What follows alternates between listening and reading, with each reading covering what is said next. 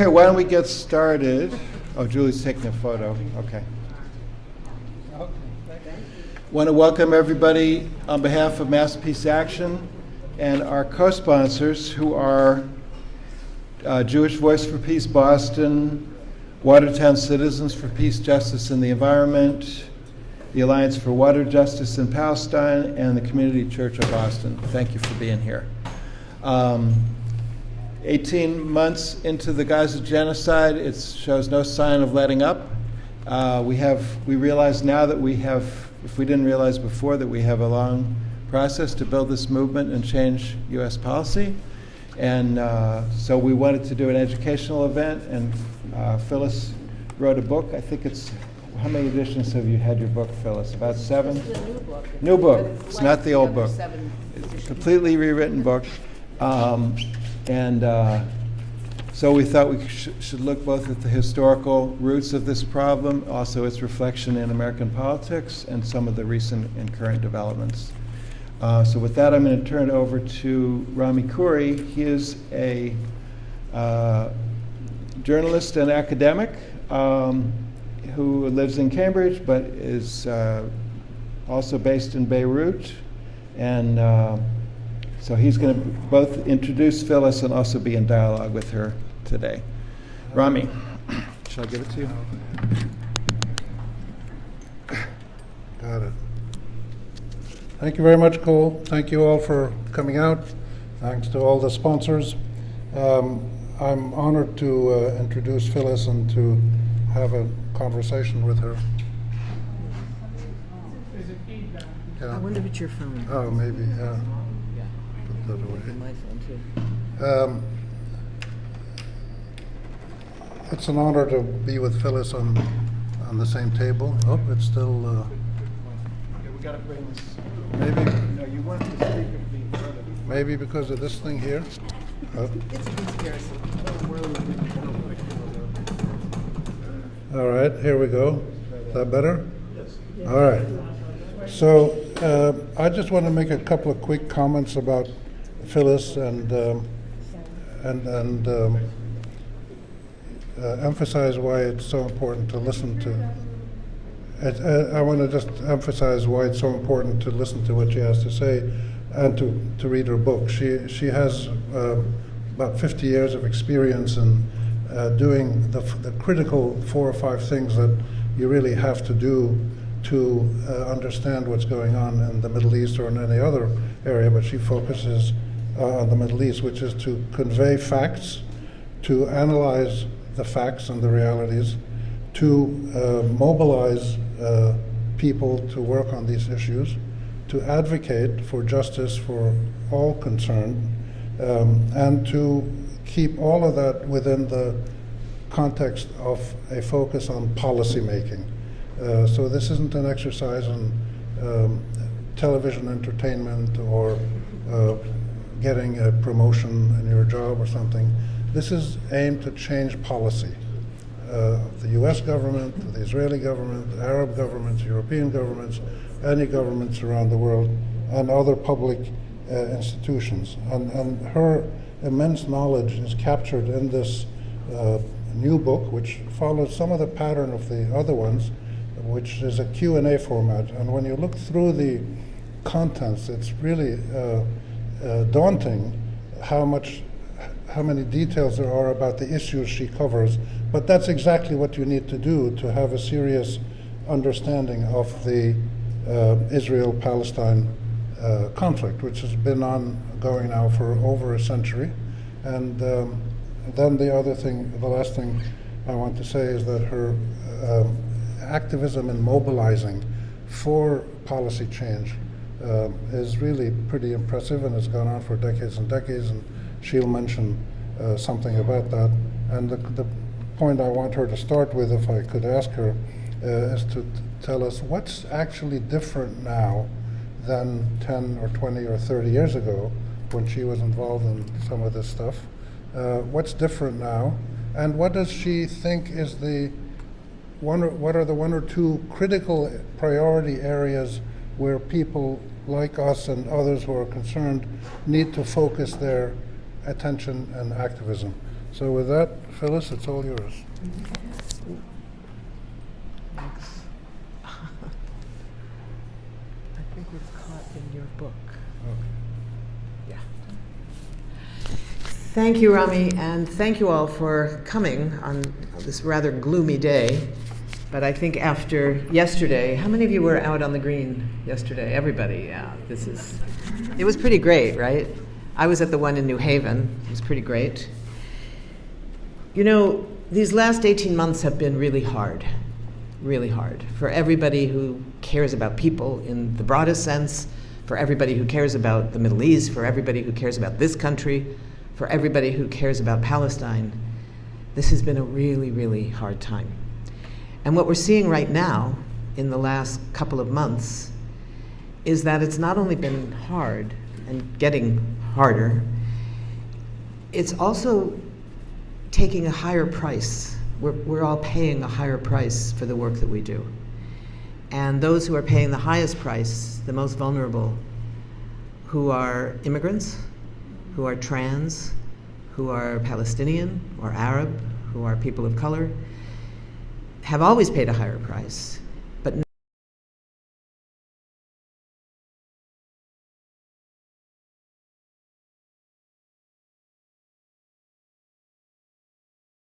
this is a critical question, and it goes in some ways directly to why I wrote this book now.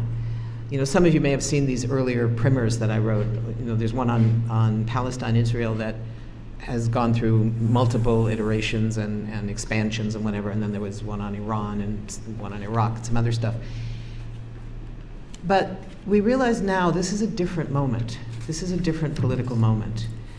And one of the things we have to come to terms with is understanding that how we understand what's going on now, how we come to look at events and then figure out what does it mean, what do we do about it, how do we change it, has everything to do with when you start the clock. And how we understand history is shaped by when you start the clock.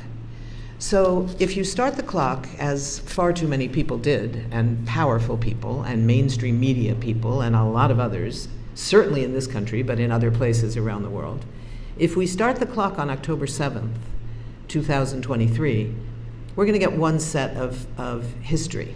We're going to get one look at what history means, because it starts on that day when Palestinians, led by Hamas, attacked into Israel, broke through the wall that surrounded them and had kept them imprisoned for 17 years and occupied militarily for 46 years at that point, I guess it was, and attacked first military targets and then some civilian targets as well. And it was an outrage. And if we said, well, let's look at a different start point. If we start the clock on 2007, what would be different? Well, what would be different was that's when Israel imposed a full blockade on Gaza, on 3.2 million people, of whom half were children, and said, we are now going to prohibit almost anything from going in, and what goes in, we are going to account for truck by truck, piece by piece, and in terms of food, calorie by calorie. They took a message from what the US had done in Iraq, when the UN sanctions that were actually US sanctions imposed officially by the UN to give the US some credibility, which they never deserved and really never got, thankfully. The sanctions were aimed at providing the bare minimum of food available for Iraqis to not die of starvation. The Israelis did the same thing, but they did it publicly. They had a cabinet meeting, made their decision on how many calories should be allowed per person, because, as one member of the Knesset, of the cabinet said at the time, we don't want to starve them to death, we just want to put them on a diet. So they winnowed out what foods would be allowed, how much of it each day, based on how many people were in Gaza, and not one bit more. And like the sanctions that were imposed on Iraqis, children were not allowed to have chocolate, because these are Palestinian children. Why should they have treats? Iraqi children, why should they have chocolate? So rice was allowed in very small proportions. Pasta was not allowed, because pasta is better than rice. People like it more, so they shouldn't get to have it. Because this is a punishment. This is a punishment, a collective punishment, which was one of the earliest of the war crimes that Israel has carried out. If you start the clock in 1967, you get a different set of history, when Israel first militarily occupied the Gaza Strip, along with the West Bank and East Jerusalem and the Syrian Golan Heights and the Egyptian Sinai Peninsula, etc. And you would have a very different history to look at. If you start 75 years before, in 1948, with the Nakba, what Palestinians call the catastrophe, what Israelis call the War of Independence, you would have still another version. So the question of what's different depends on when you start the clock. But it is true that from October 7th, 2023, there have been major differences. A full-scale, publicly acknowledged genocide has erupted against the Palestinians of Gaza by the Israelis. And in the West Bank, throughout those 18 months, the Gazification of the West Bank has been underway. More than 1,000 more than 1,000 Palestinians in the West Bank have been killed since October of 2023. Almost all of them ordinary civilians, more than half, like in Gaza, children, women, elders. 140,000 were displaced in the first week. 250-odd thousand have lost their homes since that time and told they will never be able to go back to their refugee camps. These are people who were already refugees once or twice or perhaps 3 times. In Gaza, 80% of the population were already refugees. So what changed? There have been attacks on Gaza every 2 years, every 3 years, beginning in 2008. Cast lead that was in that Christmas, 2008 and 9, where for the first time there were F-16s bombing Gaza. When South Africans came to visit Palestine, knowing that Israelis were imposing a kind of apartheid, a little different than South African apartheid, but equally in violation of the International Covenant Against Apartheid. When they came to visit, they said, as terrible as apartheid was for us for so many generations, the South African apartheid regime never bombed us with warplanes. We never had US F-16s in the skies. So it's a different thing. And what, to their extraordinary credit, what the South Africans recognized, knowing so well what apartheid looks like and what it takes from themselves and globally to build a movement against apartheid, they also were the first as a government to recognize and acknowledge that this was genocide. And they knew, as every country that has signed the Genocide Convention knows and refuses to acknowledge in most cases, because almost every country in the world has signed the Genocide Convention, certainly including the US, and including Israel, by the way,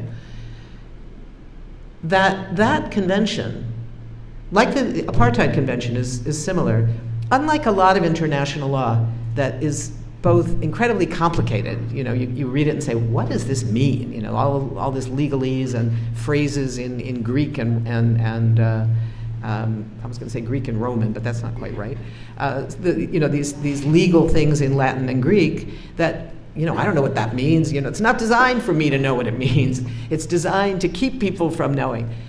But what those two conventions do is say in very simple language both what does apartheid require and what's relevant for us today, what does genocide mean?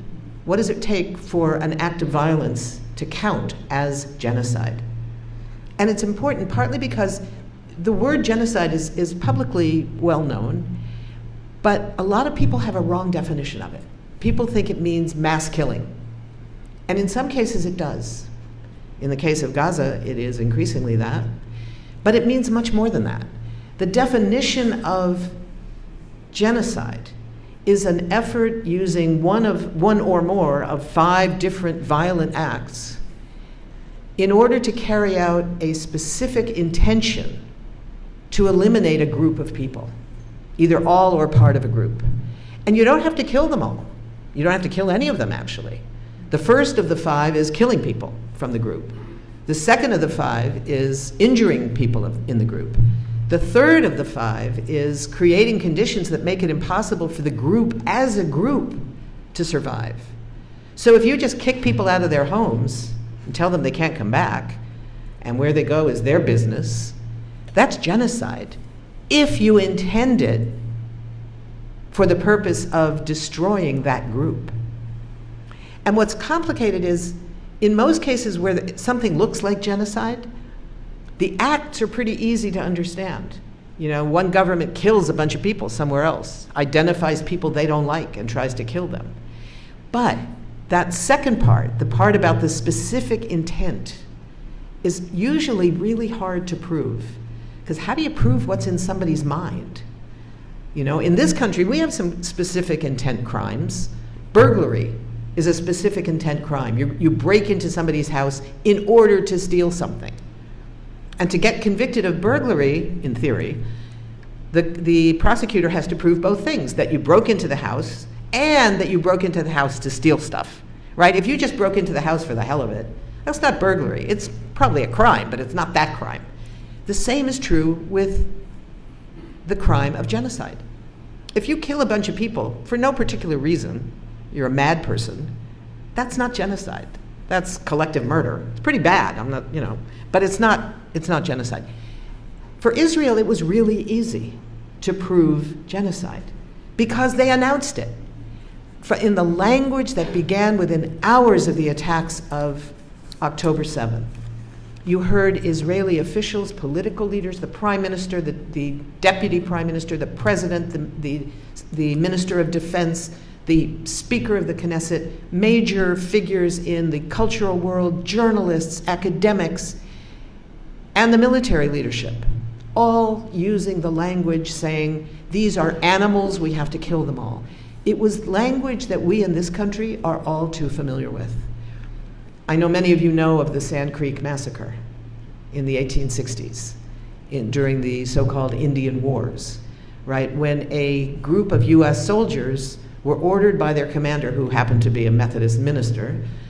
In his other life, he was, it's like it's like having this church connected to the army recruiting station next door, but this was way worse because they were out actually actively killing people at that moment. He ordered his troops to attack the tribespeople who were camped on Sand Creek. And some of them came back to him, to their credit, and said, these are peaceful people, it's the middle of the night, they're sleeping, there's women here, there's children. And his answer was, nits make lice, kill them all. And they came back and said, the children? And he said, the children, they will grow up to be grown-ups. This was the same language we were hearing. Kill them all. They are human animals. And then it was Netanyahu who said, I won't use that language, it's an insult to the animals. So this is the language that we were hearing. This is the language that is evidence of intention. And when you combine that language with the actions that we all saw hour after hour after hour, 24/7 on our phones, on our televisions, on our computers, in the newspaper, on the television, you could not avoid it. That combination is what makes it genocide. And the other thing about genocide, in the Genocide Convention, is that it's not just illegal to do all that stuff for that terrible reason, but it's illegal for anyone else to be complicit in that crime and to not do everything in their power to stop it if it happens and to prevent it from stopping if you can. That was the finding of the International Court of Justice on the preliminary stage of the South African case. They haven't even gotten yet to the real evidence. They haven't brought in the witnesses yet. They haven't brought in the documentation. Their 85-page document of these crimes were reported, but we haven't seen the beginning even of what that's going to look like when the witnesses, the victim statements are brought into court directly. And even with that preliminary information, the finding of the court almost unanimously was that this is plausibly genocide, and they ordered 6 serious consequences for Israel right now to make sure that any of them that are in fact genocide stop, and that if they are not yet genocide, that they not proceed further. So it was essentially, it included what amounted to a ceasefire, even though they didn't use that term. So this is a hugely different situation than what we faced before. And I think for us in this country, where so much of our work involves trying to change the policies, as Rami was saying about what does it mean to work on this issue, changing the policy is the goal. You know, the goal isn't to get a bunch of people elected to Congress who will make great speeches. You know, that can be useful in mobilizing people, it can be useful for all kinds of things. It can be an indicator that that's the trajectory of what's going on, what's going ahead.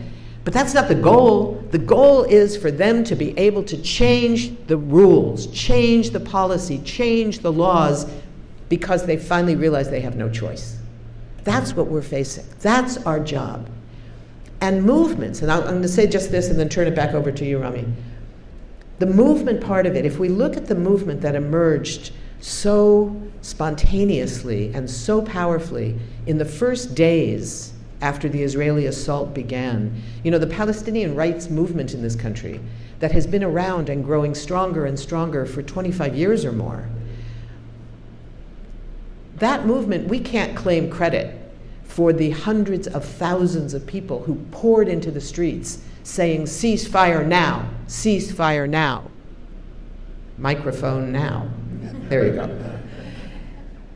This was something different. Hello. Yeah. This was something different. And it was people as human beings responding to what was happening to human beings across the world. For some of them, people they had been taught to not care about. For some of them, people that they had just never thought much about. And for a lot of people who had cared about them for a long time but hadn't done much about it because they were working on other important issues. They were working on climate, they were working on immigrant rights, they were working to stop racism, they were working on women's rights, they were working on LGBTQ rights, they were working for labor rights. All of that is important and has to go forward. And when you're doing all of that, sometimes you just don't have the bandwidth to take on another crisis. But this one was different, and people saw it as different. And they poured into the streets on their own and recognized that the demand had to be ceasefire now. But they did 2 other things. One, they kept that message discipline, which I gotta say, a lot of our movements are not so good at most of the time. Ceasefire now was the clear, undivided call from everybody. But the second thing they did was to redefine what ceasefire meant. So it was no longer enough after the first couple of weeks to say ceasefire now. First of all, it had to be ceasefire now and permanent. And then quickly it became ceasefire means only number 1 is stop the bombing, stop the shooting, stop the tank fire, stop the drones, stop the air war. That's first, but you can't stop there. Number 2, allow in, push in all of the desperately needed humanitarian supplies that were being denied to 2 million people, half of them children, that already had seen tens of thousands of civilians killed, and that were already starting to die from hypothermia, from lack of food, from lack of water, from lack of medical care, from lack of fuel. To let in all that, that's number 2. And number 3, the most important, arms embargo. Stop sending the weapons. Because whatever you say, whatever the president says, I'm heartbroken, please stop killing so many Palestinians. He may well have meant it. I think he probably did mean it, frankly. But it didn't matter because the actions always speak louder than words. And the actions were more consistent than the words and more powerful than the words. And the actions were, how much money do you need? How many billions more do you need? How many planes? How many 2,000-pound bombs? Oh, do you need more of the 500-pound bombs? Okay, we'll send you those, and we'll send more tank shells right now. Oh, actually, we may hold those 2,000-pounders for a couple of months, put them aside for a little bit, but we'll send you extras of the 500-pound, and it'll make up the difference. And I'm heartbroken. Why are we surprised that Benjamin Netanyahu felt he had no obligation to abide by what his biggest supplier, funder, armor was saying? Because he continued to send the weapons regardless. So that was the other thing the movement understood, that we had to demand an end to the arms sales. Stop sending the weapons is now understood as part of what ceasefire now means.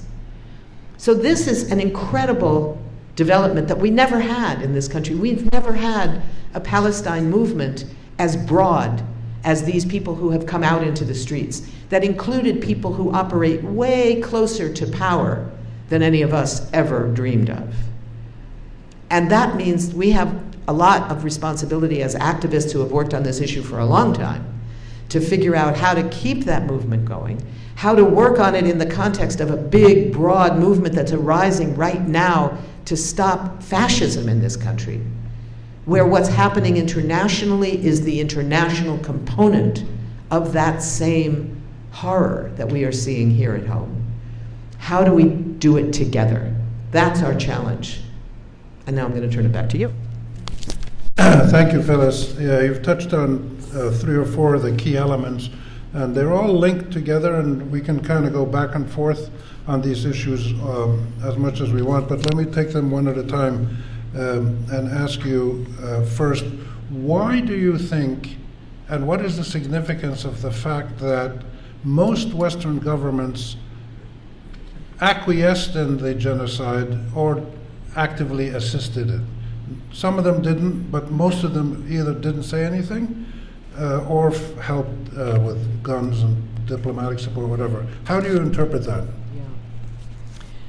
This is a really key question, because in many situations prior to 2023, when Gaza in specific was attacked by these Israeli campaigns that they call mowing the grass, it's self-declared that this is not about self-defense, this is not about keeping anybody safe, this is about keeping Palestinians to understand who's in charge, that they not get too uppity. And it's very explicit, it's quite common. The language is used publicly in Israel, it's in the press. If you Google mowing the grass plus Israel, what you get are the series of attacks in Gaza in 2008-09, 2012, the horrifying one in 2014 that lasted for 55 days and ended with the murder of over 2,200 Palestinians, and everybody thought it could never get worse than this, to 2018, again 2021. There's been a sequence of these. And in most of them, the Europeans, who generally support US positions as a starting point, generally support Israel, and some of them provide arms to Israel, Germany, the Netherlands, Italy, several others, they would not change that policy, but they would make harsh statements of condemnation against the Israeli attacks, not right away, but if it lasted more than a couple of days, they would do so. And crucially, at the end of it, they would kind of sigh and say, okay, we'll rebuild Gaza again. And 3 times, EU money rebuilt parts, at least, never totally, but rebuilt parts of the Gazan infrastructure. And remember, we're not talking about an infrastructure like this. We're talking about refugee camps. We're talking about the bare minimum of survival level shelter that was being destroyed. The bare minimum of water treatment that could make a minimum amount of water potable enough for Gazans to drink. And don't forget, it was back in 2012 that the United States, as if, the United Nations said Gaza will be unlivable in 2020. And people in Gaza said, excuse me, I think it's pretty unlivable now. But that was the official UN position. By 2018, the UN said Gaza is unlivable. But what a surprise, there were still 2 million people living there. Mostly it was unlivable because of lack of water. So every time there was one of these attacks, the first target would be the water treatment plants. And Europe would come back and say, we will rebuild them. This time, nobody has said that. The Europeans haven't said it. The Gulfies certainly haven't said it. No surprise there. They rarely say much of anything, and they certainly don't provide any kind of support to Palestinians. They say certain things at the UN when they feel that the public pressure is getting a little too much, and they're worried that there could be another Arab Spring that faced Bahrain and Oman and some other countries. But doing something is not on their agenda. So in some ways, this isn't different. But what is different is that there is now this legal reality that has transformed the international law sector of the world, people who care about such things, which are not so common in this country, but in the rest of the world they are. The Europeans, the European project, the creation of, quote, Europe as a unified grouping of countries. Is that this? That's that, okay. Just checking that it was me doing it. I mean, I was going to yell at somebody else if it wasn't. I'll try and hold still. I talk with my hands, it's that Jewish thing, what can I say? Jews and Italians are the worst, it's like, okay. Well, the problem that we face with the Europeans is that while they came together as the project of Europe. That one's, I don't know. That's the one you this. You're caught here. We have that there. Okay. Your cup is at risk. Oh, yeah. Is this on? Yeah. That sounds better, right? Okay. The European project ostensibly was supposed to be a project of human rights.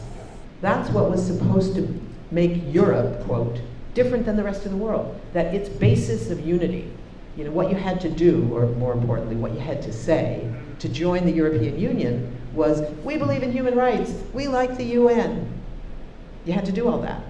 And you had to have democratic elections, and who was exactly going to say how free and fair they had to be? But you had to say those things. And that was a point of pride for Europeans, even when it was, it was only partly true sometimes, it was kind of weak, and in some countries hardly existed at all, but it was like better than the rest of the world. I mean, nobody else had a unified, it certainly wasn't true here, that when the states came together to form the US, that it was based on human rights. No. So, this was a European thing. And that was a lot why they talked the way they talked about Palestine. We're allies of Israel. They're a democracy. Not saying necessarily they're a Western colonial democracy, which is, of course, the origins of the Zionist project, unlike the European project. They were very explicit about it. The writings of the founders of modern Zionism, Theodore Herzl, in his exchanges with Cecil Rhodes, when he asked for Rhodes' support, the infamous European British colonialist, he wrote to Rhodes asking for support. Can you help me get the endorsement of the king?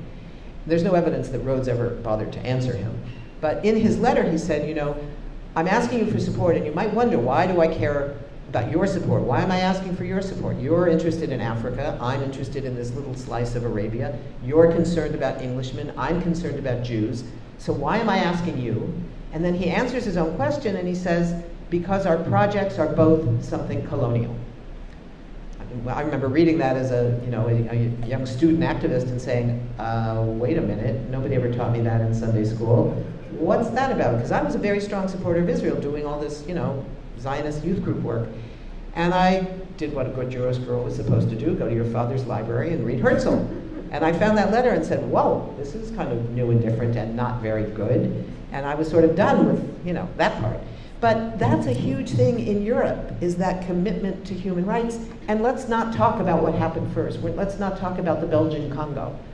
Let's just not talk about it. And in that context, what Europe does and doesn't do becomes something that can be rooted directly to their history.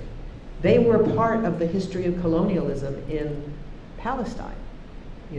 as they were in South Africa. The Boer War was not a war between the indigenous population fighting back against the Boer settlements, who were the Dutch settlers who had come to take their land. They were fighting against the British, who had come before the Dutch.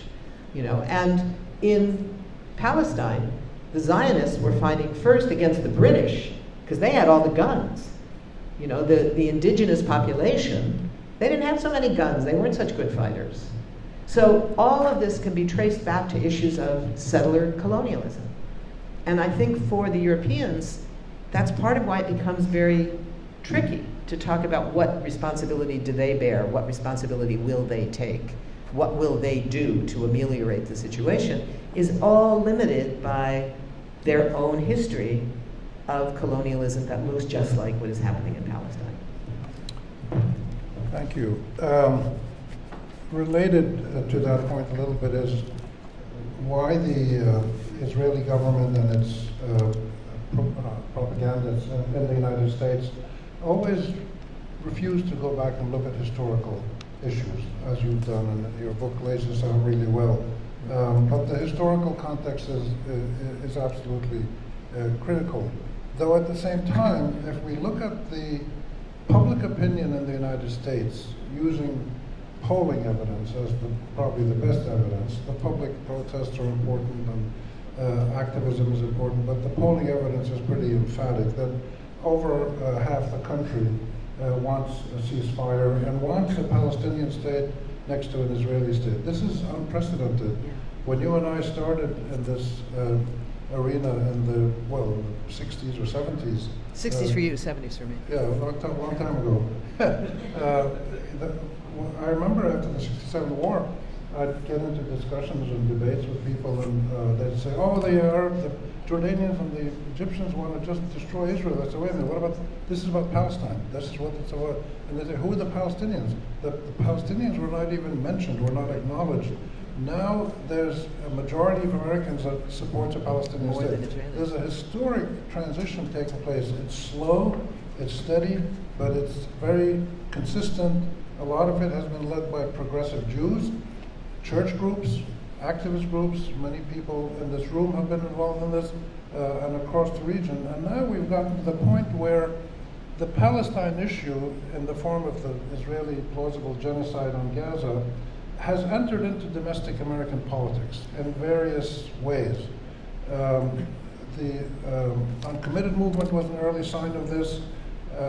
And now we've seen the Israeli-driven move by the U.S. government to shut down Palestinian advocacy voices, including us and others here who've had lectures in the United States or Canada postponed because of pressure against the host institutions that were going to host us. So we just shifted to another institution. So there's no real silencing of Palestinian voices because there's many other people who want Palestinian voices, advocacy to be heard. And when I say Palestinian voices, I should always repeat, as I've done since 1966, when we talk of justice for Palestine, we're talking about equal justice for Israelis and Palestinians in a manner that is consistent with international law. That the Israeli state already exists, the Palestinian state should exist, and that's the ultimate goal, is to have Palestinians and Israelis living in secure, recognized, dignified, and viable states. But now the new thing is the impact of public opinion and people's attitude to the genocide has pushed the Israelis to push the government here to shut down voices of Palestinian advocacy, institutions of Palestinian advocacy like Students for Justice in Palestine, and the pressure is coming in directly on universities, including many here and everywhere. So there's a link now between justice in Palestine and the constitutional rights of Americans: free speech, due process, equal equality before the law.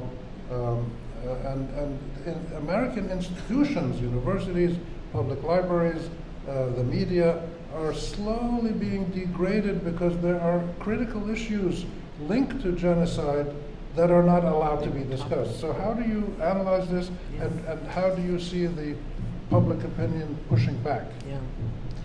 Ooh, this is a key set of questions, and for us, probably the most important in many ways.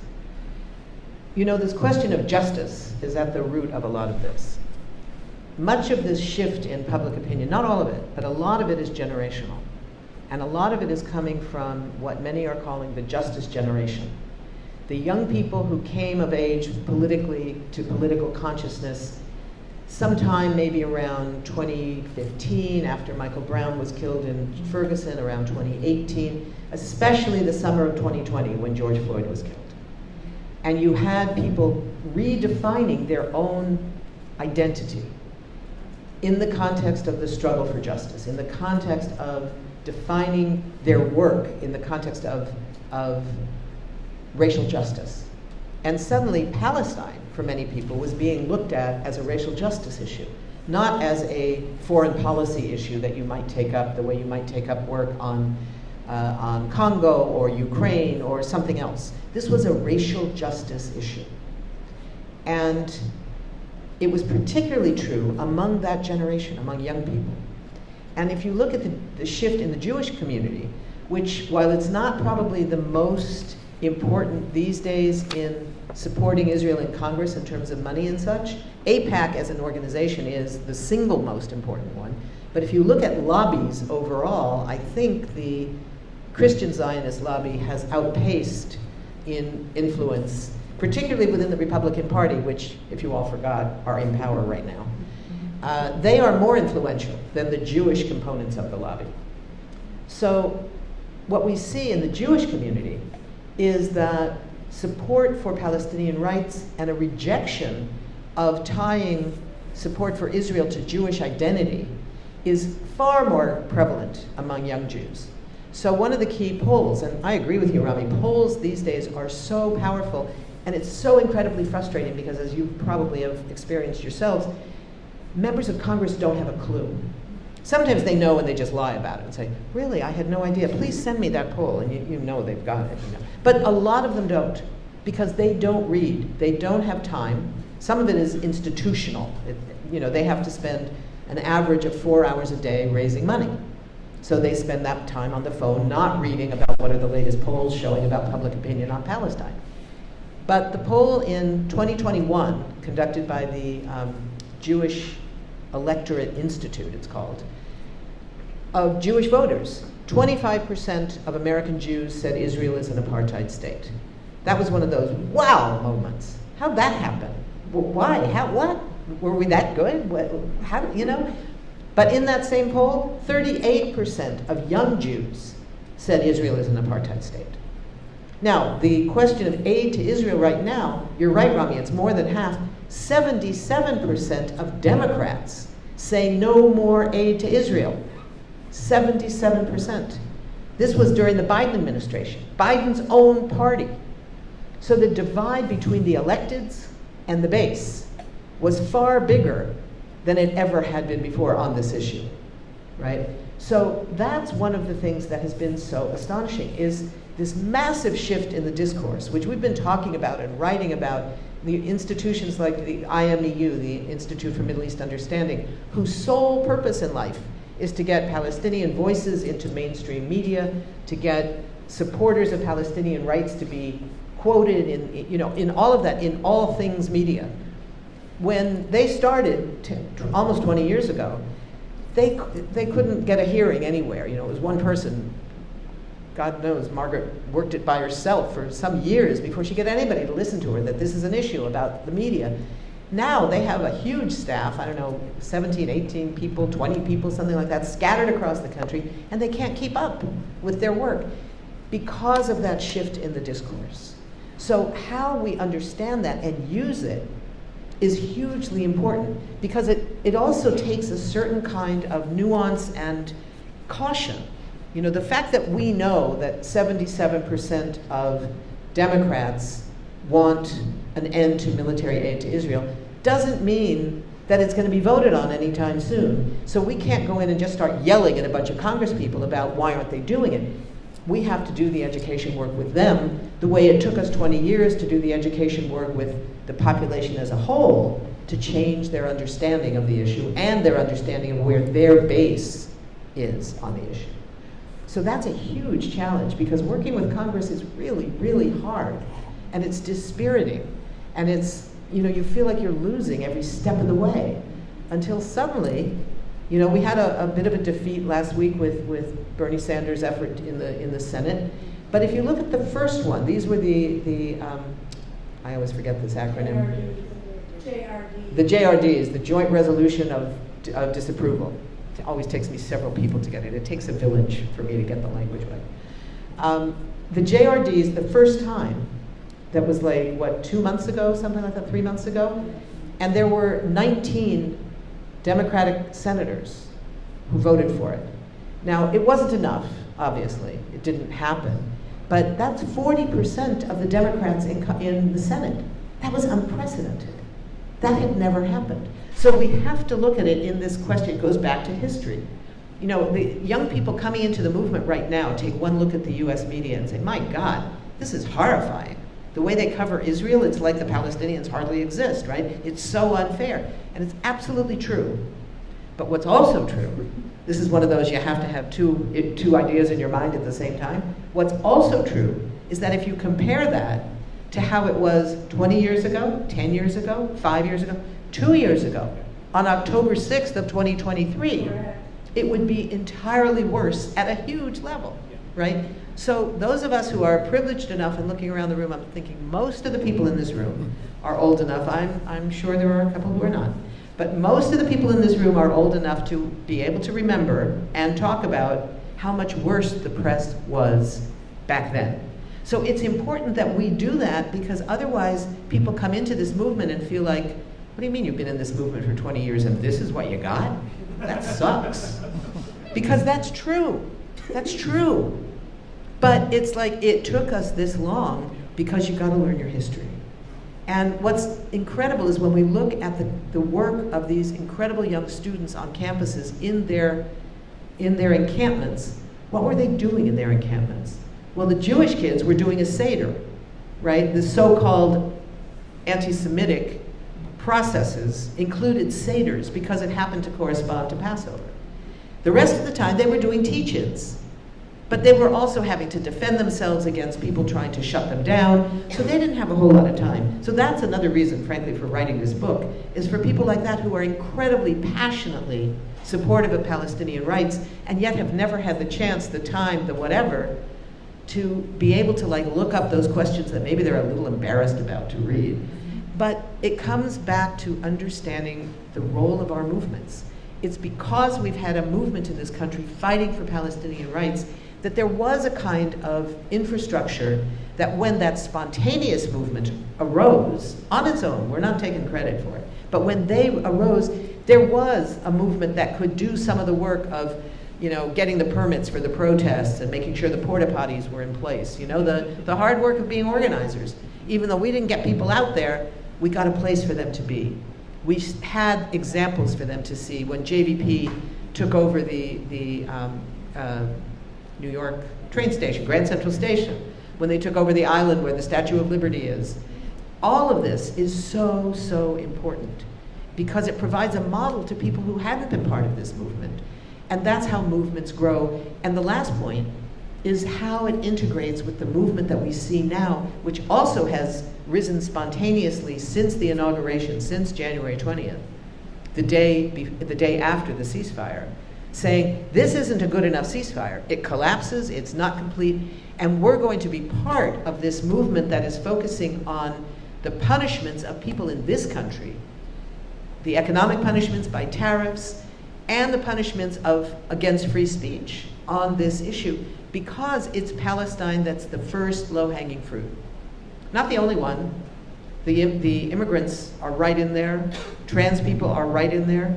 But the linkage right now, the most common one is around Palestine. People who had the temerity to show up at a protest, who had the temerity to think that it would be good for somebody to be able to negotiate peacefully, calmly, between the student activists and the campus administration. that would be a good thing. And after all, you have a green card, which gives you the right of free speech, as does a student visa.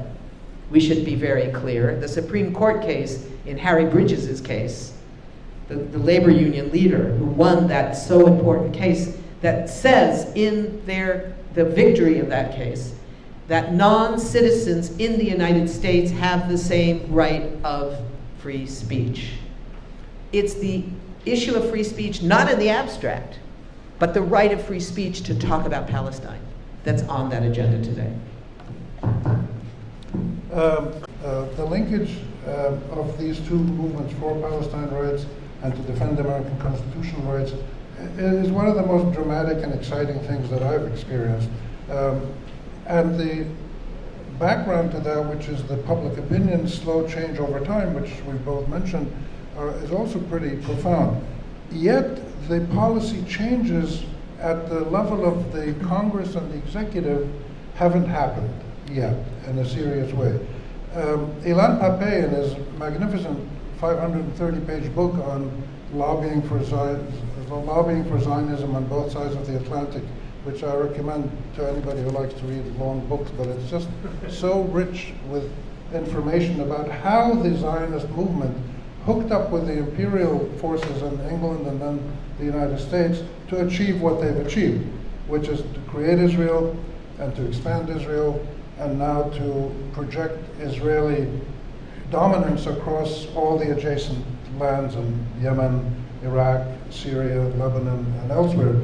How did they achieve that? They achieved it by focusing almost exclusively, or at least primarily, on the executive branch and the legislative branch, the people who allocated money and used their military power. The media mattered, universities mattered, the cultural and arts mattered, but the two institutions that the pro-Zionist lobbies focused on, and still I think focus on, are the legislature and the executive.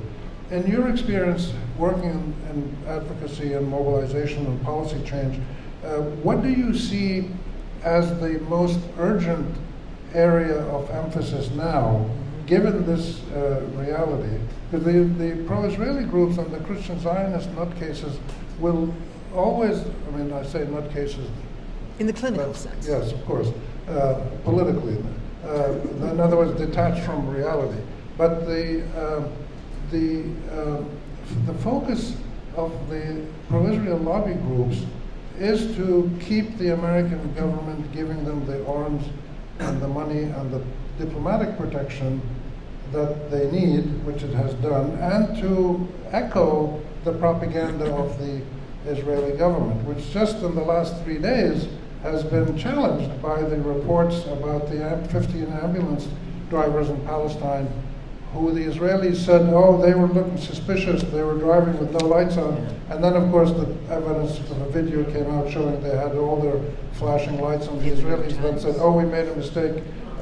So the ability of the pro-Israel forces to keep the American government repeating its own lies is diminishing. Because so many of these things that the Israeli government, especially the armed forces, have said over the last 18 months, after people did forensic investigations and journalistic assessments, proved to be lies and incorrect. So given this reality, how do we focus, we the people and institutions in the US and Western countries who are trying to get a more even-handed policy, starting with a ceasefire and no more arms, but that's not working very well in terms of impact. Is it just a question of we need more time, or are there avenues where more focused pressure, especially this growing coalition that's involved now in this work, can have an impact? Really good question. Let me start with one point of history. It might be the only thing I've ever said that I disagree with you. No. And that is that I think it's true right now that the Israel lobby focuses on getting the money from Congress and getting the executive branch to support them at the UN, protect them at the UN, and send troops and planes and whatever is necessary. That's absolutely right. But in the past, the reason they can do that has to do with their work on the cultural side, the education side. So if you look at the history of the Israel lobby in the US, it goes way back to before there was an Israeli state, right? But it didn't have a whole lot of influence. You know, it had some, it wasn't nothing, but it wasn't particularly significant in the decision-making stuff in Washington.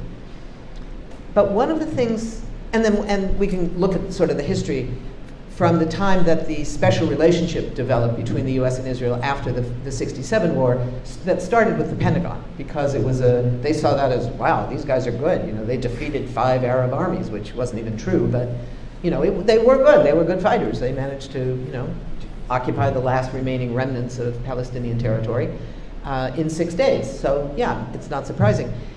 That whole next period of the Cold War, Israel was a hugely important strategic ally of the United States.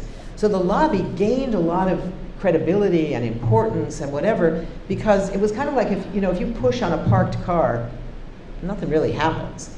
But if the brake gets released and the car is on a hill and you start pushing it just a little bit, it's going to take off, and you can get a lot of credit for pushing the car down the hill.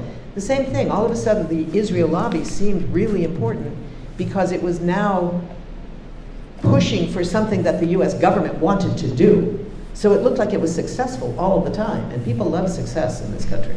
So it got a lot of support. What it did with that support was create an incredibly sophisticated level of educational propaganda and cultural work that managed to reach virtually the entire population of this country. So in public schools, from K through 12, you would learn about Israel in age-appropriate curricula, and that was an extraordinary achievement that no other national lobby has ever achieved. I remember in 10th grade when I was in one of these weird honors classes in international relations, and the teacher was threatening all of us at the beginning of the semester, saying, you're each going to have to pick a country, because by the end of this term, you're going to have to write a really in-depth report on some country, and you're going to have to do all that research and learn about it. And you saw hands waving across the room. I want to do Israel. I want to do Israel. Not just the Jewish kids, because the country we knew more about than any other country was Israel. You know, we didn't learn about Chad in school. We didn't learn about Belgium. We certainly didn't learn about the Belgian Congo. You know, we didn't learn about Argentina. We learned about Israel. We all wanted to write about Israel. I think half of us did. But that was a huge accomplishment of the Israel lobby. The implications of the movie and the book Exodus, right? 1964, commissioned by the Israel lobby, by the great writer, and Leon Uris is I guess he's dead, maybe, I don't know. He was an incredibly great novelist. And then they make this movie with, you know, the handsome Ari Ben-Kanan, played by Paul Newman, and the beautiful blonde Shiksa, who he falls for, and who I don't remember her name. But it was like one of those movies. You know, my youth group, we all fell for it. We acted it out, right?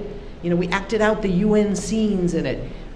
That played a huge role in how people in this country came to see Israel, and that's what makes it possible for that. And AIPAC money has a big role. I'm not saying that's not important, but the fact that has gone on for so long and changed the views, shaped the views of so many generations of Americans, it has everything to do with how Israel gets away with what it gets away with. So that's kind of the historical framework part. The part right now is the better news, exciting part.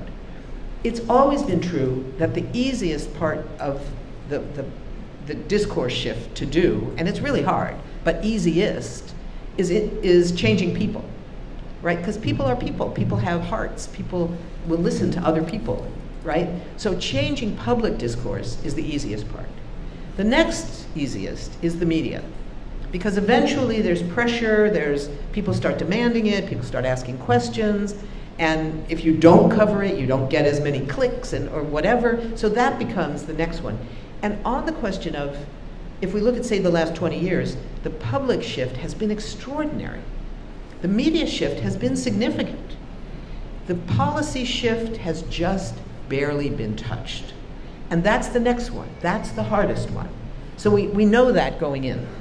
It's not just about doing the congressional work, it's about doing the public work, it's about doing the educational work, all those things.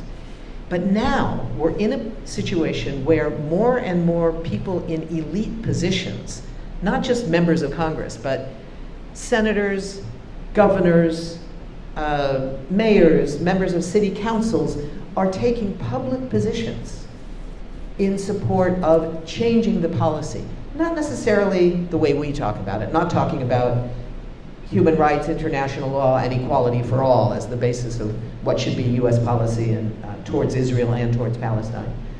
But talking about the need for change, talking about the need to stop enabling military assaults. And I think that the time issue is going to be a factor that as time goes on, we will see more people being elected, all of that. The problem is right now we're facing a genocide. We don't have the time. I think even 2 years ago we would have said it's going to take time, et cetera, et cetera. Right now people are dying on an hourly basis. Babies are dying of lack of warmth because the tents have shredded. And since March 2nd, not a single truckload of food, of water, of fuel, of medicine, of tents has been allowed into Gaza. And we don't have that time. So the urgency is there. And the challenge is we can't let the urgency of the real world mean that we don't think strategically in terms of what we do. So the last part of my answer is what happened yesterday. So there wasn't a connection being made by the people who called for this incredibly broad, amazing, powerful, fabulous demonstration in somewhere over 1,500, I think it was 1,500, cities and towns and little villages across this country. But in a lot of those places, Palestinians did show up, and people with Palestinian flags and wearing keffiyehs and calling for Gaza to be included in the list of what we should keep our hands off Gaza. It wasn't on the official list, but people in a polite way, in a way to mobilize with people, not saying, how dare you people call a demonstration and not include this issue.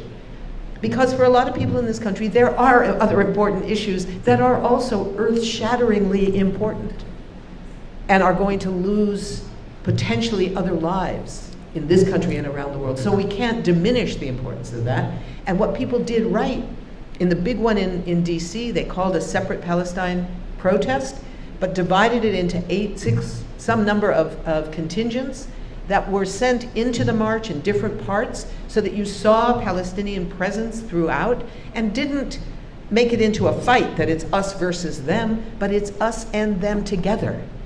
It's building a movement together. That's not easy. Building a movement just around Palestine is really, really hard. Khouri's laughing over here.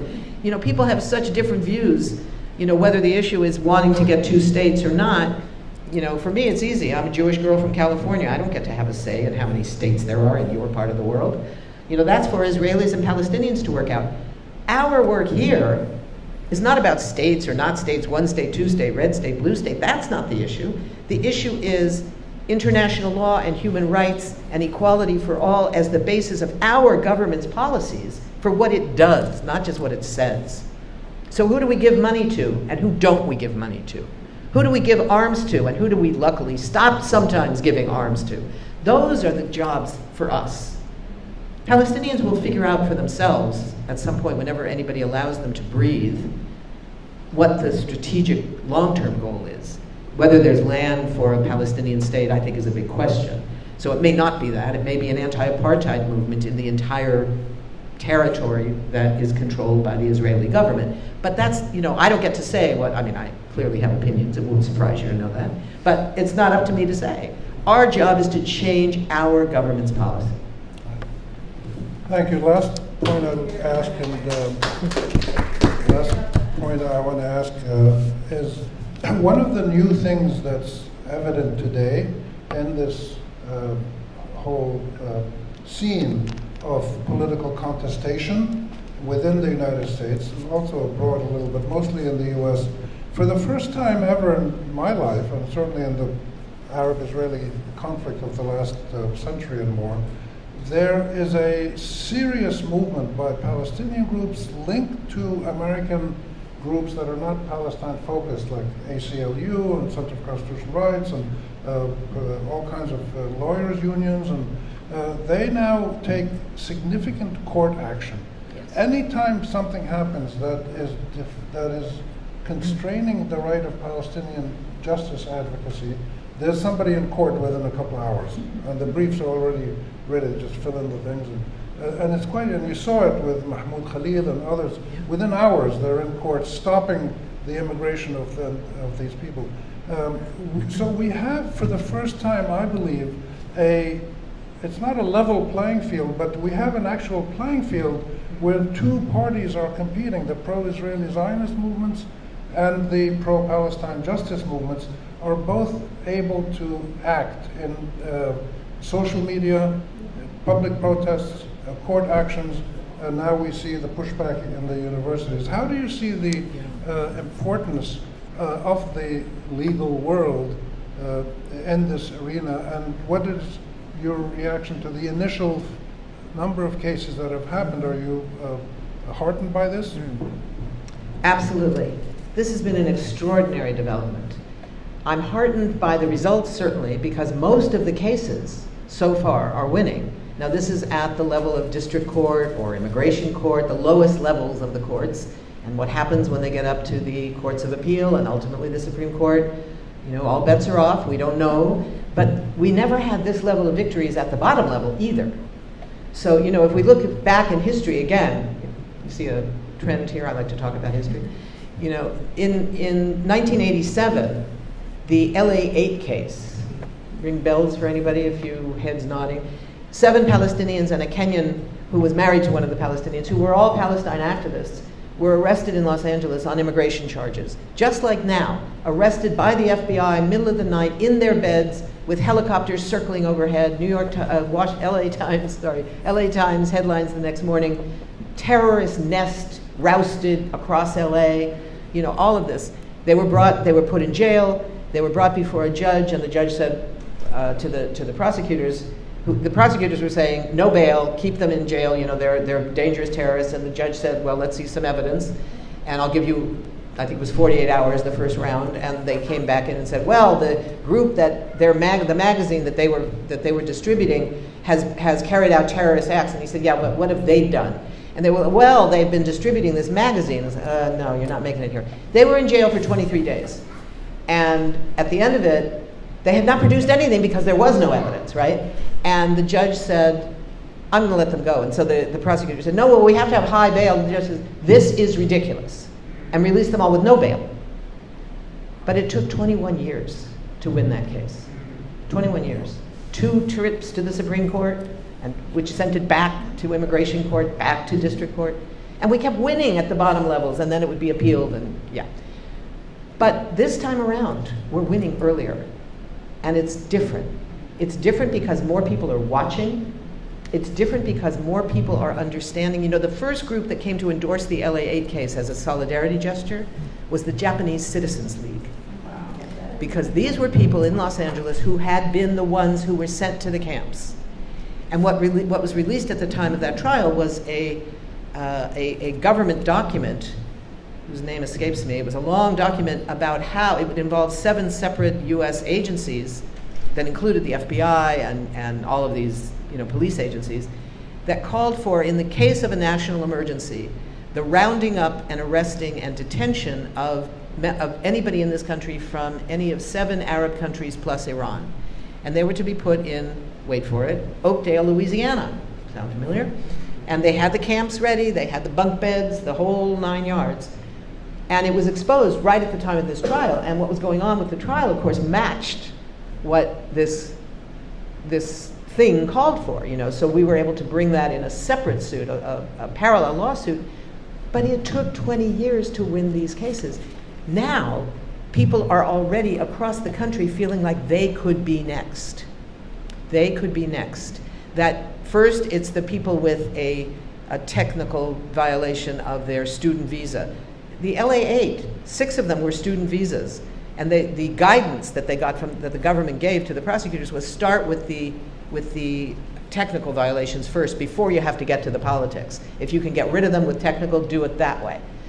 My favorite was the youngest of the six.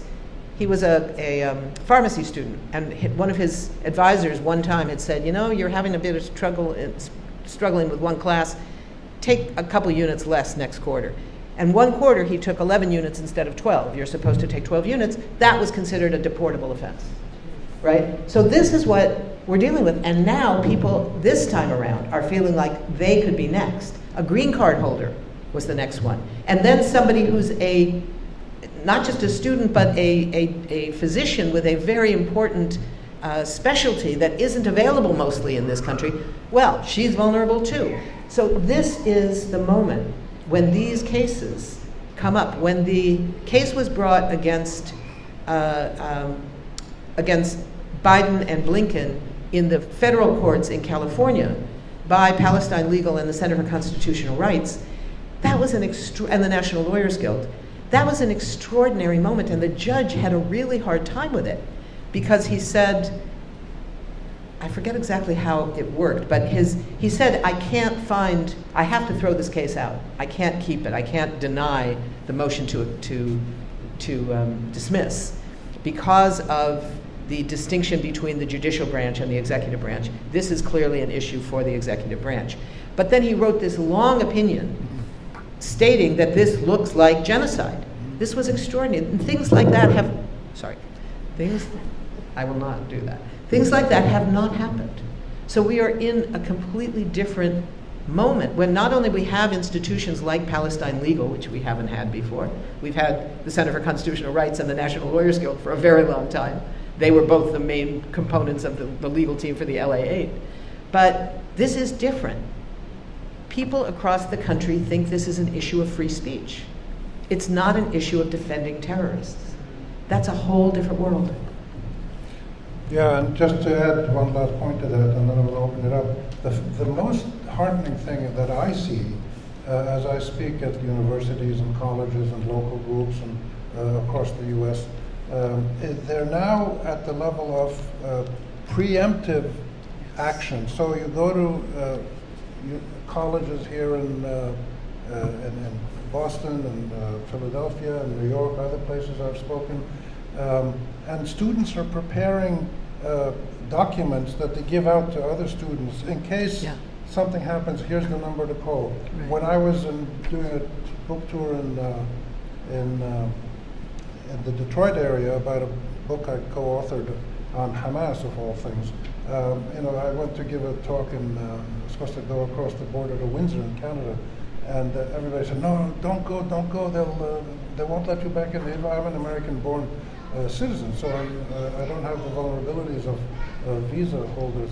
And they said, don't go, leave your phone behind, don't take your laptop, don't take any of your talk notes, like your notes there. So I left it all behind, and nothing happened. Turned out there was an easy crossing going for the night, but people had prepared for every eventuality. And so there's a massive education process going on to students especially, and I'm meeting with other students in other colleges looking at these issues. It's really, really heartening to see this going on. It is. I want to just add one point to that, which is this is where we get into the intersectional movements, because the immigrant rights movement has been doing this for a long time, since the first Trump administration. And the Palestinian movement and the supporters of Palestinian rights, who are the most vulnerable right now, are getting that information from the immigrant rights movement. So we are working together. The lawyers are working together, the activists are working together, and increasingly people are working together. And that's the heartening part of all of this. So on that positive note, thank you, Phyllis. And we'll open it up now for Q&A. People would like to ask questions or make very, very short comments. But questions, Julie? Can you? I think, are we going to try and get the mic to people? Yeah, since it's being taped, maybe it's a good idea to carry it around. Yeah. Will it reach? And we can try and use the other one if we behave. Is it still connected? There we go. Yeah. Thank you. Oh, this is the one. Do I have to stand behind the speaker? If you can, yeah. Behind. Okay. Thank you so much. That was incredible. and I Get some water. look I'll be forward right to back. reading your book. Wait, get some for me too. I have not yet. I have a question. I want your opinion. Oh dear. Cole and I are signatories on a letter to the CEO and president of Mass General Brigham. On the board of Mass General Brigham is, right, you've probably heard this, Yeah. is the CEO of Lockheed Martin, okay, on the board of Mass General Brigham, a hospital, the biggest hospital in, is it the whole country? I don't know, but at least it's Massachusetts. I worked at Mass General for 20 years. I'm a physician. Anyway, we sent this letter. We want a meeting with her. We want to take Cled off the board, okay? So there's, 8-10 of us on the letter. We've had no response. It's been about a week and a half. We have a press conference planned for next week. What do you think is going to happen? Do you think she read the letter and is getting her lawyers? Do you think we're going to get arrested? Do you think, I'm going to get my license, my license taken away as a physician? I just don't know in this environment. So I'm really curious about your thoughts, because you had mentioned about how the Army recruiting station and the church are right there. And it's just like, there's so much, like, take Cled, Lockheed Martin on the board of MGB, a hospital. Yeah. And we take our Hippocratic oath, first do no wrong. I think this is a great case. I think this goes directly to moral issues. And doctors and nurses and other healthcare workers, and as we know, first responders, as we just saw, among the hundreds and hundreds of humanitarian aid workers who have been killed in Gaza, the recent 15. This brings the question of moral injury to a whole lot of people. So I think it's a terrific case. Mabruk, congratulations for that. It's a great one. What will happen, I don't think anybody knows. I don't think anybody will be arrested for this one, but I certainly can't guarantee that. Will people lose jobs? It would not be the first time that people lose their jobs for statements, right? Harry Bridges, the famous case that said that people that are not citizens have the right to free speech in this country, was based on an effort to deport him. He was a union leader for what he had said. They claimed that he was associating with communists, and that was going to be a deportable offense. We don't know any of this. It is a risk now to sign a petition in a way that it never was, and in a way that our First Amendment says it should not be, that we have the absolute right of free speech. And yes, that doesn't include saying fire in a crowded theater if there's a danger of the immediate impact of your words. There's no way that a letter to a government official, to a university president, to a CEO warmonger is going to have any effect on anything by itself in an immediate level. So there is no constitutional way to say that this is illegal. That doesn't mean somebody's not going to say it's illegal. And then the Constitution only matters when people stand up to defend it. That's the reality. It's not unlike, in certain ways, the decisions of the International Court of Justice. The International Court of Justice is the highest court in the world. It's called the World Court as a nickname kind of for that reason. It's the official UN court. The International Criminal Court is a different thing. It's an independent institution. It goes after individuals. Mostly it goes after black African leaders. That's a different struggle, not unrelated entirely. But the International Court of Justice, the ICJ, where the South Africans brought the case against Israel, is the UN court. Their word is law. But they have no army. They have no police. They don't even have a process server who can go somewhere in the world and serve a paper on somebody. They depend on us, because what their decisions say is that their decisions get turned over to the United Nations, which then allows the U.S. to veto everything in the Security Council, and so instead it goes to the General Assembly. The General Assembly issues powerful majorities, powerful resolutions, harsh demands on Israel, which Israel can say, we don't care, because the General Assembly officially has no enforcement power, except for us. That's the enforcement power. It's what we do as civil society around the world, forcing our own governments to take a position that's going to implement everything the General Assembly calls for, one country at a time, after another, after another, after another. And eventually there will be enough that the US will feel compelled to go along, the way they did with, finally, after so many other countries, virtually every other country in the world, had imposed sanctions on apartheid South Africa, finally the US went along with it. It will be that. Now, what will the price that will be paid? There will be prices paid. We're seeing it on campuses. We're seeing it everywhere. Will it go to doctors and hospitals? Probably at some point in some way. I don't think they could come up with a logic of how people could lose licenses. But lose jobs? Sure, people lose their jobs easily because it's management who decides it, depending on the kind of contract you have. And as we know, even that doesn't matter. U.S. federal jobs were supposed to be so safe. And they just announced that we're going to eliminate those jobs. And nobody stands up in the Congress. And so they get away with it. So that's what we're dealing with. It's the political struggle against how do we challenge any effort. But this effort is such an important one, to say that the role of US military contractors, the producers of these bombs, of these planes, of these drones, of the tanks, of the tank shells, all of it. 68% of Israel's military stuff is produced here. We pay for 40% of the Israeli military budget. Half of our military budget, which, as you all know, dwarfs the military budgets of the next 10 countries, including the big spenders like China and India and Saudi Arabia, etc., and Russia. In that context, what the U.S.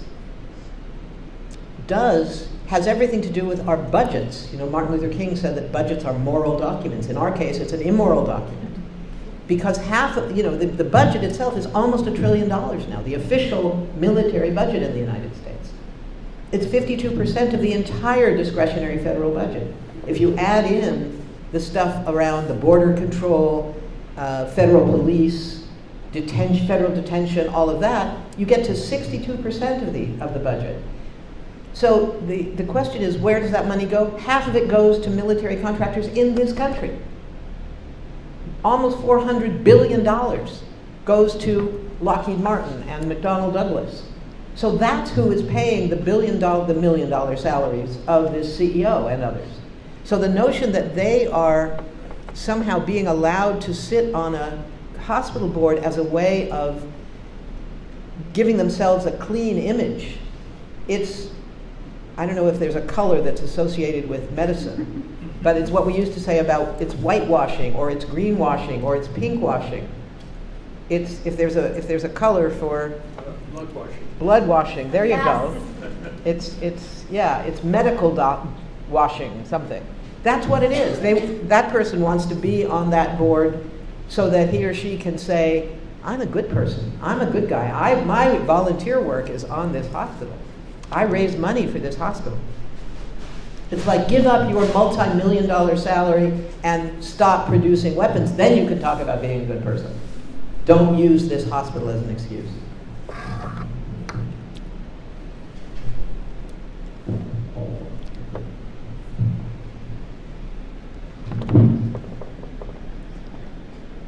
Thank you.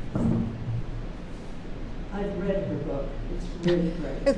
And I didn't tell her to say that.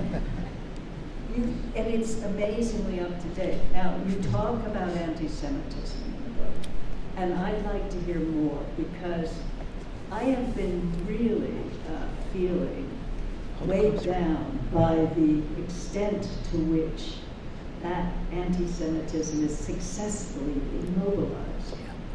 And, I look at the way the international legal system is being demobilized pretty dramatically.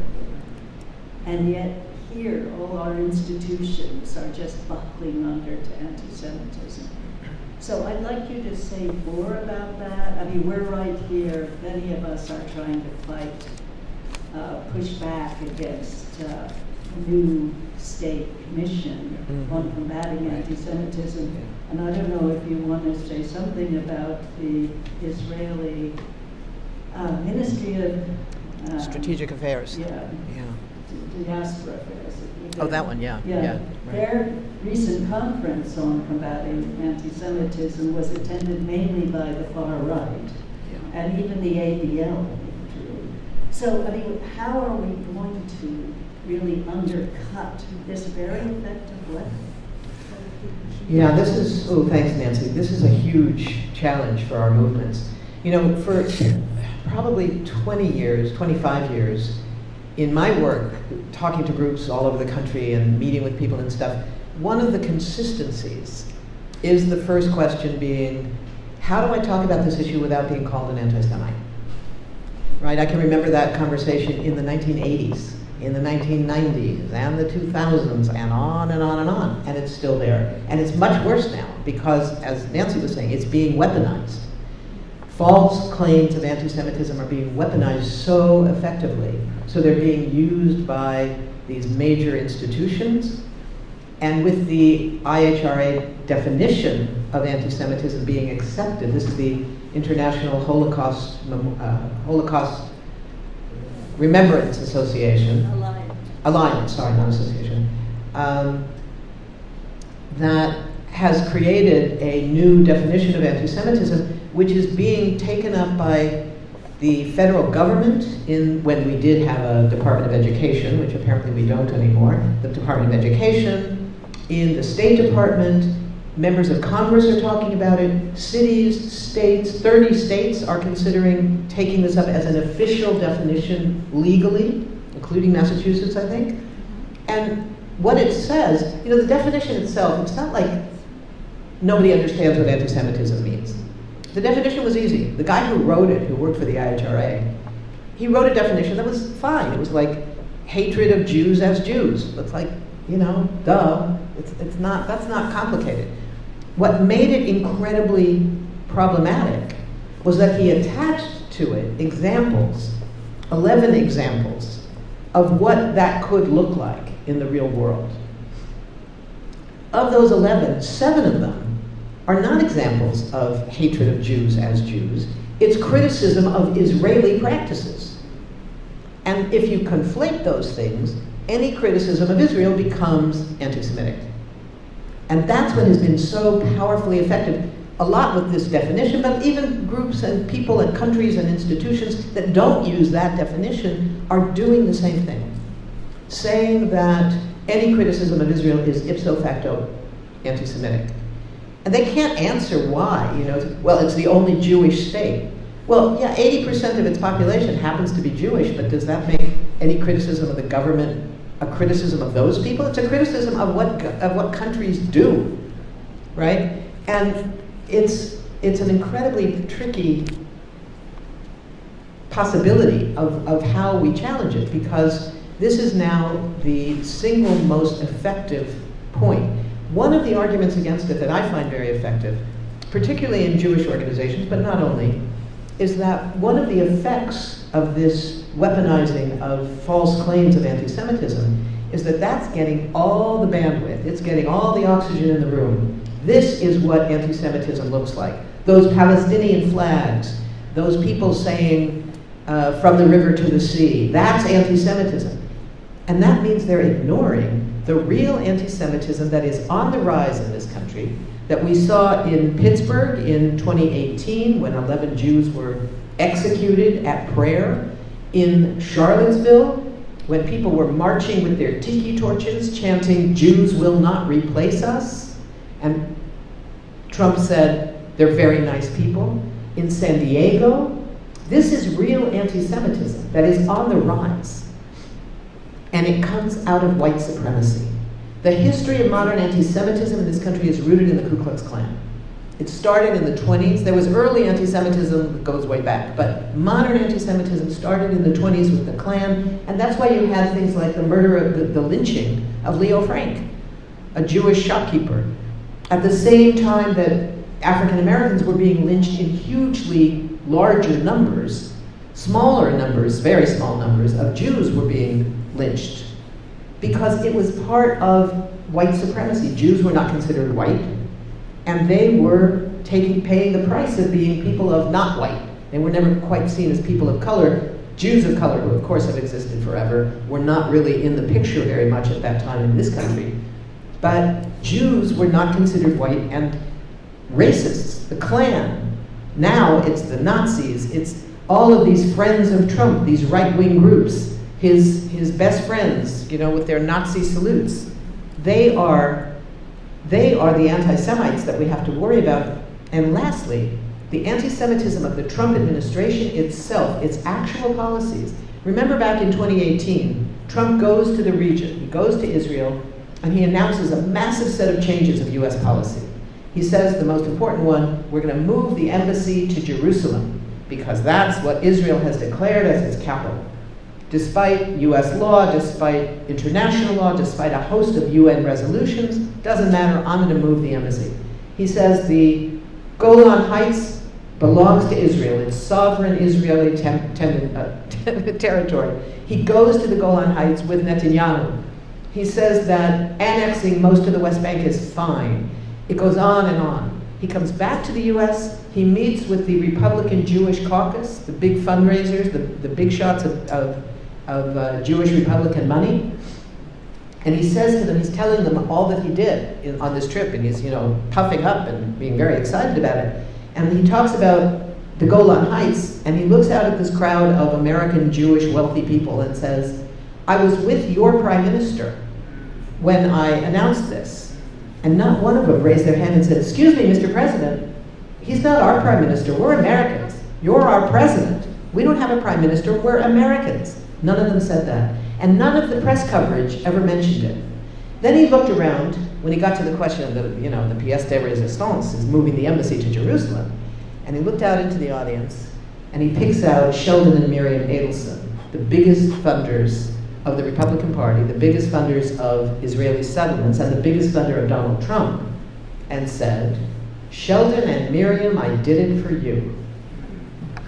What better evidence is there of claiming that Jews are just in it for the money? This is what almost got Ilhan Omar practically kicked out of Congress for not saying that, but for saying that other people do that. And he proved she was right. And nobody said a word. Well, a few of us did, but you know what I mean. Nobody in the mainstream press, no Jewish organizations took him on and said, my God, what are you saying here? Nobody was offended. This is the real anti-Semitism that is coming up. And when people focus all their attention on going after students that are trying to stop a genocide, instead of looking at people who are concerned about anti-Semitism have something to say. We should be doing something to stop it. That's what's being left behind. Nobody's working on that issue. ADL certainly isn't. These organizations that claim to be so interested in anti-Semitism and how to fight it, they don't even talk about it. They only want to talk about supporting Palestinian rights. Yes, Joseph, I see you eager to talk here. So just one Come. Just one other dimension to this is, if you will, the deep alliance between extreme Zionists in this country and the authoritarian dictatorial forces here, where they're playing one another. Think in terms of the assault on higher education. It really has nothing to do with anti-Semitism. It's about trying to eliminate freedom of speech, freedom of thought in this country, and to move to create a totalitarian environment here. So I think we need to understand that dimension of how this game is being played and find ways to be resisting it. Absolutely. Yeah. Probably just another one or two questions, because we want to sell some books. Yeah. I think we just have time for maybe one or two more questions because we want to sell some books and have time to sign them and stuff.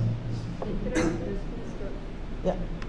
Do you think the Come up here. Take the mic. That's right, my voice No, is it's loud. for the tape. It's being It's taped. not your. Do you No. think... Come take the mic, please. So it'll be your voice will be on the tape. All right. Sorry. Get it. Sorry. Okay. Statistically, do you think the uncommitted movement had any effect on getting our president elected? Good question. And if it did, was that a strategic mistake? The uncommitted movement itself had no impact on the final election. It was a project of the primaries. As you probably know, the movement that continued after the primaries was quite divided about what to tell people to do. And it ended up not telling people what to do because they couldn't decide for themselves. Many people who were active in the uncommitted movement said, if I lived in a swing state, I would vote for the Democrats. If I lived in a safely Democratic state, I wouldn't. Other people said, it's just too dangerous, I would vote for the Democrats no matter what. Other people said, I can't imagine any conditions under which I would vote for it. So people said many different things. There was no official position.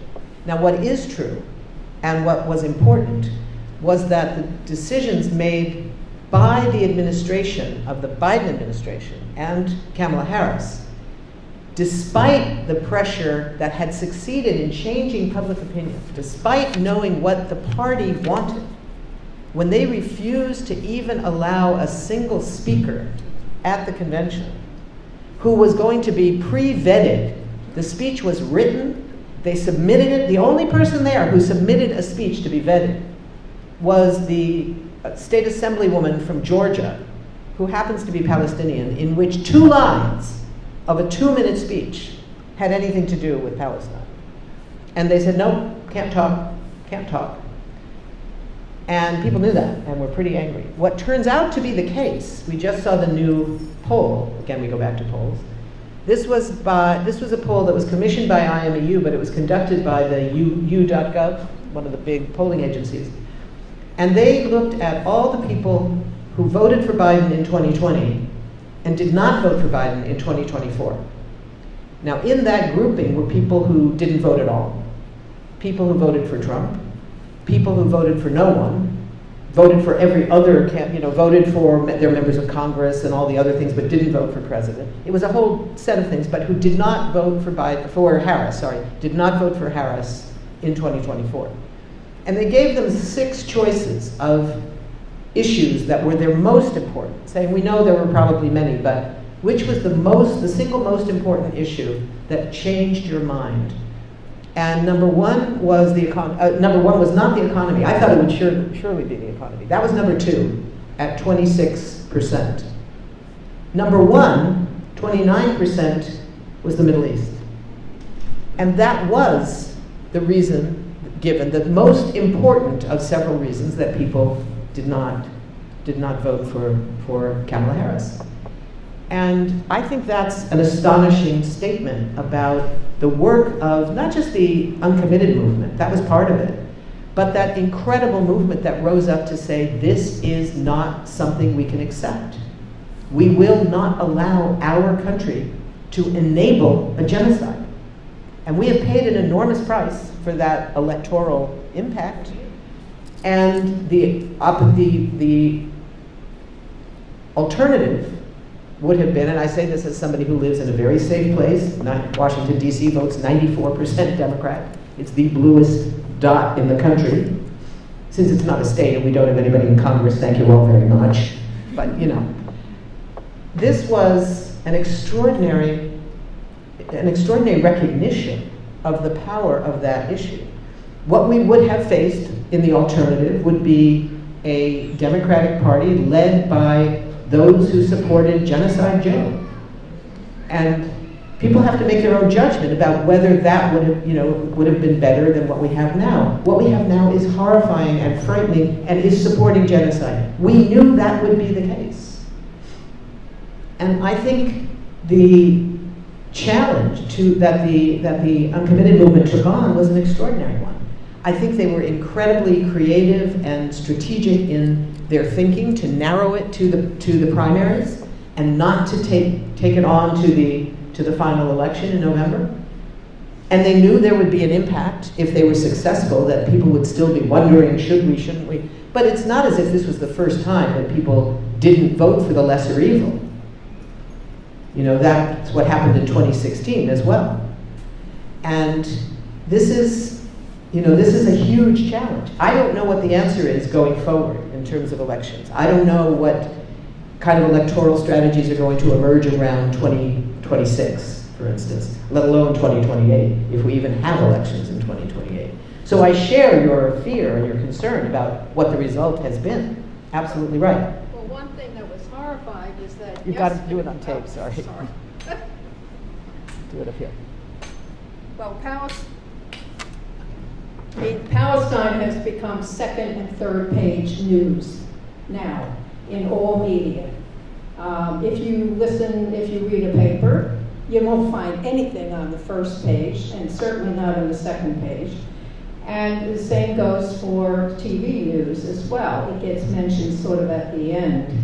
And yesterday at the so-called demonstrations against Trump, there in Boston, there was no speaker invited to speak up for Palestine. The only person that even mentioned it was a Native American speaker.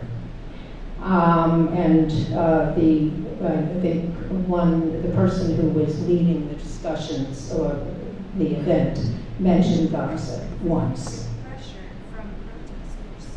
Well, sorry? I think he did that with pressure from the Right. crowd.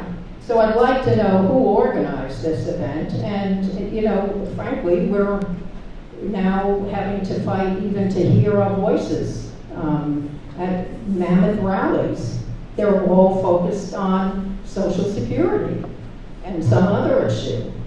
So anyway, sorry, I'm ranting. I think the demonstrations yesterday were fantastic. They were broad. They had a range of issues. Did they have all the issues? No. Did they have some issues wrong? In my view, yes. Calling for hands off NATO, I think, is a terrible demand. So, yeah, I think there were lots of problems. But I really disagree with your assessment about the media. I think what we're seeing about the 15, that was a New York Times investigation that proved that the Israelis were lying, and they used that word. This is back on the front page. It's been page 2 for a little bit. Then it's back on page 1. It was never in the papers at all before this. So I urge a little bit of, let's not pretend that there's no change underway. It's been a massive change. The protests yesterday, there were people with Palestinian flags and slogans and all of that throughout the crowds. And you can be damn sure that the people who organized it, who included some of the big organizations like Indivisible and Move On, and in every city it was joined by local coalitions. The nationals didn't do that on their own. It was always the local people. Some had Palestinian representation, some didn't. There was a big contingent, several contingents in Washington, which was the biggest of all the protests. So it is moving forward. There is motion on this. It has affected the press. The press is extraordinarily different than it's ever been in this country. What's going to happen with the elections? That's our job. We don't know yet. We're going to have to fight for elections. I would say that saying that this was just about Social Security and some other issues is, one, undermining how important Social Security is for a whole bunch of people whose lives depend on it, as we know, exactly. But that's huge. It's huge.